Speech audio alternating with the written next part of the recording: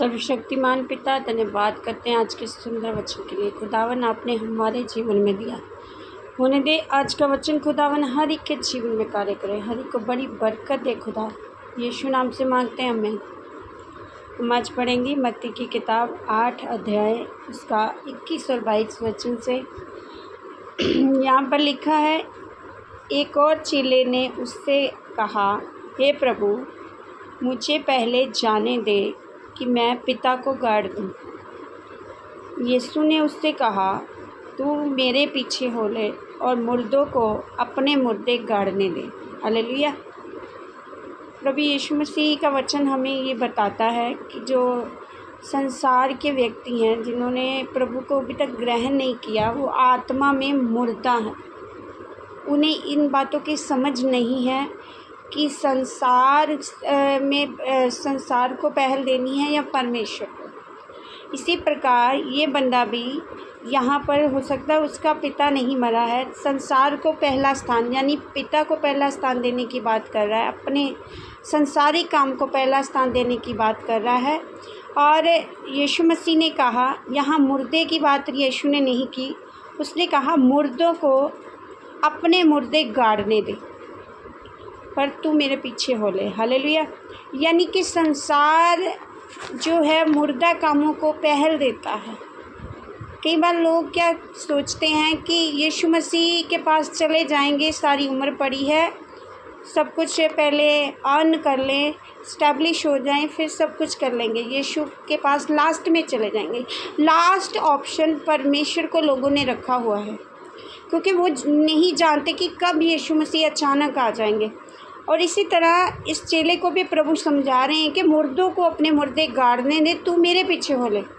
तो आज हमारे जीवन में भी ये वचन क्या बताता है कि हमें भी अगर प्रभु में उनके संतान होना है, वारिस होना है, प्रभु ने जो अधिकार दिए हैं उन अधिकारों का हम इस्तेमाल कर सकें, उसके लिए हमें संसार के मुर्दों के पीछे जाने की ज़रूरत नहीं है, यानी संसारिक कामों को पहल देने की ज़रूरत नहीं है।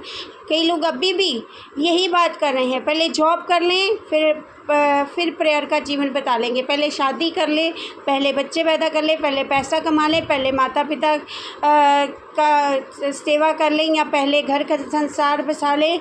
ये सब करने में लोग लगे हुए हैं। यानी कि वो जैसे संसार मुर्दे गाड़ रहा है, वो भी अपने अपने मुर्दे गाड़ी जा रहे हैं। और जबकि परमेश्वर कहता है कि मुर्दों को अपने मुर्दे गाड़ने दे, तू मेरे पीछे हो ले।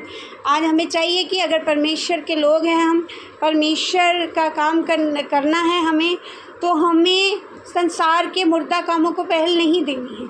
चाहे हमारे जीवन में खुशी हो, चाहे गम हो, हमें पहला स्थान प्रभु को देना है, क्योंकि परमेश्वर जगत में जल्दी आने वाले हैं और न्याय का दिन जल्दी आने वाला है। हम अभी भी मुर्दा कामों पे पड़े हुए हैं। इसलिए आप अपने जीवन पर मनन करें कि आप पहला स्थान किसको देते हैं।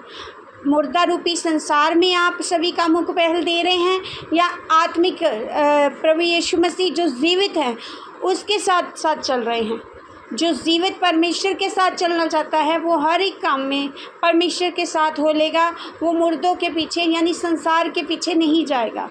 जो संसार के मुर्दों को मुर्दों के साथ गाड़ने में लगा हुआ है, वो हमेशा यही कहेगा, पहले मैं ये कर लूँ, पहले वो कर लूँ, पहले जॉब कर लूँ, पहले शादी कर लूँ, पहले मैं अपने काम निपटा लूँ। ये सब काम ज़िंदगी भर नहीं ख़त्म होंगे। तो वो जो पहले नहीं आया, वो बाद में भी नहीं आएगा इंसान, क्योंकि वो परमेश्वर को तुच्छ जान रहा है। और जो इंसान सचमुच परमेश्वर का है, जो जी उठा है, जिसको पता है कि मेरा परमेश्वर जीवित है, मैं जीवते परमेश्वर के पीछे जाऊंगा, वो संसार के मुर्दों को गाड़ने कभी नहीं जाता, हमेशा परमेश्वर को पहला स्थान देता है। इसलिए आज सचमुच यहाँ पर हमने सीखा है कि आज उसने यीशु ने उसके पिता को गाड़ने से मना ही नहीं की है। यहाँ पर कई लोग सोचते हों कि उसका पिता मर गया, यीशु मसीह ने ये कितनी बड़ी बात कह दी कि अपने पिता को गाड़ने नहीं जाने दिया।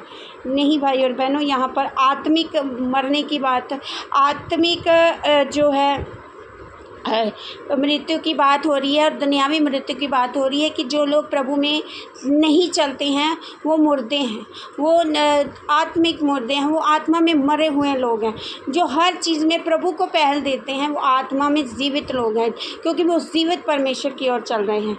और हमारे प्रभु दयालु हैं। आज सचमुच अगर आप प्रभु के पीछे चलने वाले लोग हैं तो मुर्दों, जो संसार है वो मुर्दा है, मुर्दे काम करता है और मुर्दों को मुर्दे गाड़ने दें। आप परमेश्वर के पीछे हो लें ताकि आप परमेश्वर से बहुतायत से आशीषों को पा सकें।